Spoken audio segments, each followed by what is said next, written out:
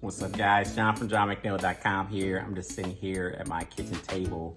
I am trying to decipher what I'm going to eat. So will it be healthy? Will it not be? Will I be ordering from Huey Magoo's? Who knows? Anyway, in this video, I'm going to show you real quick.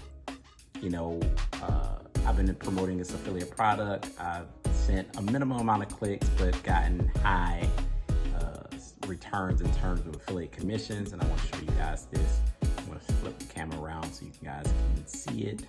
So let's go. So as you guys can see, I was able to generate $397 here with a minimum of 227 clicks, and that mostly has to do with promoting the correct product and then sending quality traffic. So if you guys are interested in learning how I do this, then click the link below to get more information.